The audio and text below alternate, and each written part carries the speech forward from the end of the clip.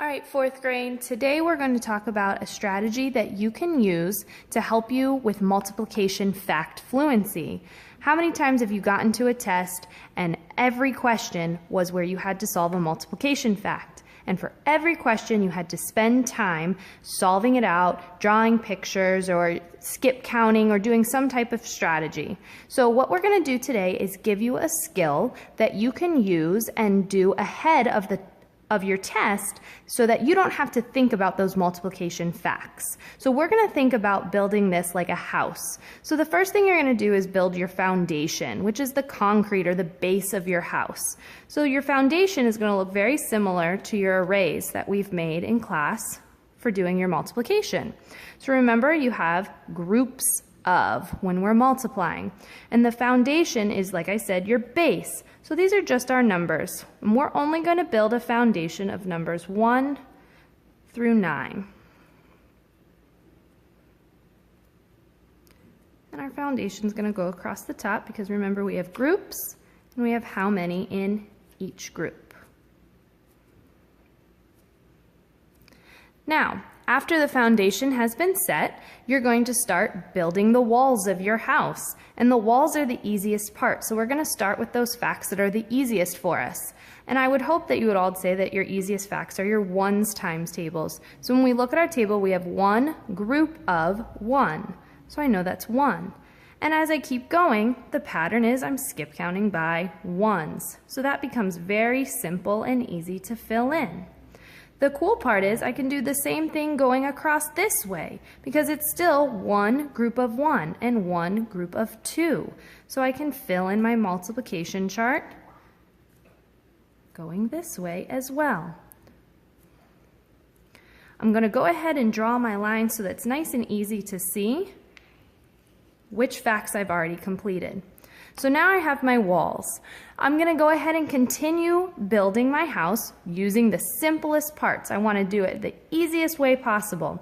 The next facts you're probably going to want to fill in are your 2's. Well, if you look, you already have some of your 2's filled in for you, so you just have to continue.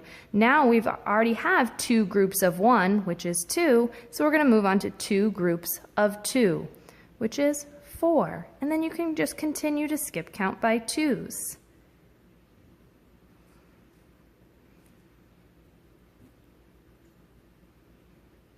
And again, you're going to go across this way because it's still 2 groups of 2, 2 groups of 3.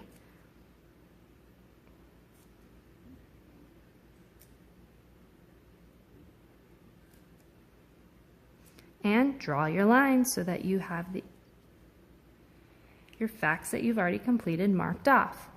Now, we're not just going to go in order. Remember I said we want to do our easiest facts first.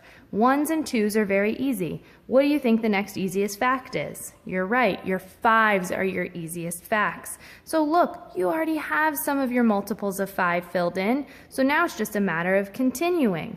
So I'm going to go ahead and go down first. So 5, 10, and then I'm just skip counting by 5's. Now be very careful, you want to make sure that you're lining it up neatly. So it does require you to be a little neat. Doesn't have to be perfect, but you still have to be neat. Notice how I'm checking before I fill in so that it's lined up the best that it can be. Now I can go across this way. Remember, this is your foundation. This is where it started. 5 groups of 1, so 5, 10, 15, 20, 25, 30, 35, 40, 45. And again, draw your lines so that you can keep track of what facts you've completed.